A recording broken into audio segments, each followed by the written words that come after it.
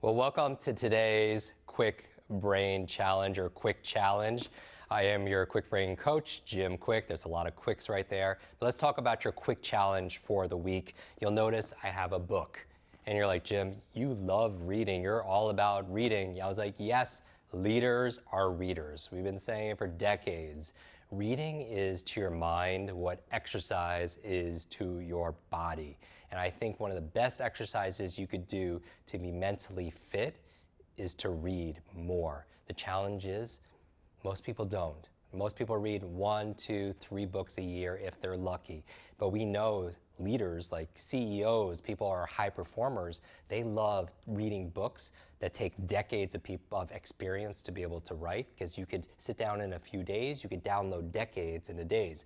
I have a number of books from our previous guests on my shelf because I love to read. And maybe I'm preaching to the choir. I know a good percentage of you enjoy reading as it is, but I'm going to talk about how to actually get more reading done, to at least read 1 book per week. So here's what I want you to do, Quick Brains, Quick Readers. I want you to reference previous episodes that we've done, specifically episodes number 4, episode 7, and episode number 12. Episode 4 talks about and breaks down how to read 1 book per week. It's a must listen to without speed reading. Episode number 7 talks about the essence of speed reading, the essence of how to read faster. And finally, episode 12 shows you how to lower and reduce, how to mitigate this thing called subvocalization. In fact, if you have trouble reading and you feel like you're reading too slow and your mind gets easily distracted, one of the reasons is because you're saying the words to yourself. You ever notice that inner voice you have when you read? Hopefully it's your own voice, it's not somebody else's. They call it subvocalization. That means that your reading speed is limited to your talking speed, not your thinking speed. So listen to those previous 3 episodes or review them if you haven't, because they're must listens. They're foundational to the Quick Brain methodology. And if you want intensive, more deeper training in this, go to jimkwik.com/reading for a free masterclass where I walk you through the actual process. Again, it's jimkwik.com/reading. Now back to reading. You know what the key is to be able to read 1 book a week is to be able to schedule it. Because you could talk about how you want to be a better reader, but if you don't put it into your calendar, I believe your calendar is like one of the most important performance productivity tools there is. But we don't use it for other things, for appointments, for meetings, for gatherings that we need to be able to do, for important dates, but we don't do it for our own personal development. If you want to be a lifelong learner, if you want to activate your quick brain and really take it to the next level of mental fitness, you need to schedule your reading. And I recommend starting with just 15 minutes.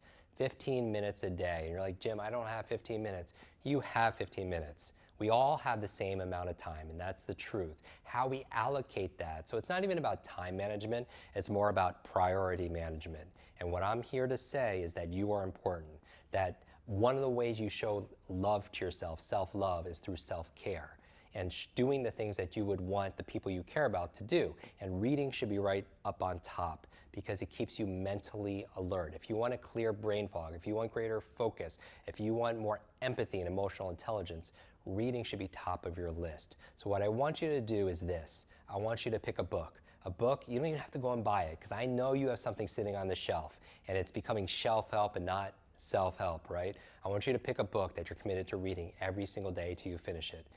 Now, stipulation is if you don't like the book, going through it after X amount of chapters, then the fastest way to read something is not to read it at all. But find a book that you've always wanted to read, and what I want you to do is this week, schedule your 15 minutes a day. And what I want you to do is commit, little commitments, because at a high level, at a meta level, what you're doing is you're becoming, again, a master at creating your own habits. We're creating positive momentum, little by little, a little becomes a lot.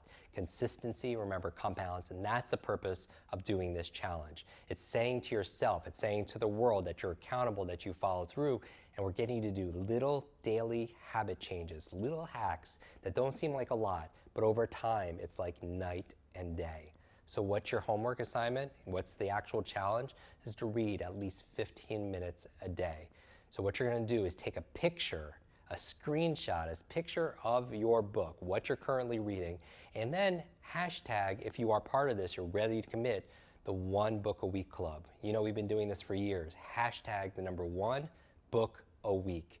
And every single week, we award Amazon gift cards and some of my favorite books from previous guests on our podcast. We send them to you as a thank you to celebrate the joy of learning, to celebrate the joy of building our brain, and for reading more. So again, the challenge is to schedule out your next 7 days, 15 to 30 minutes of reading. Take a picture of the book you're reading, post it online, hashtag Kwik challenge, hashtag, if you want to, if you're committing to one book a week, the number one book a week. Tag myself at Jim Kwik, at Kwik Learning. We'll repost some of our favorite books, then the ahas, put in the description of your post the things that you're learning. Because remember, when you teach something, you get to learn it twice. Remember, exercise, when we're talking about physical exercise, and that's going to be that's one of the challenges, exercise is just like, this is mental exercise. Reading is to your mind again what exercise is for your body. Train your brain through reading, and you'll train and build your life. I'll see you in our next episode.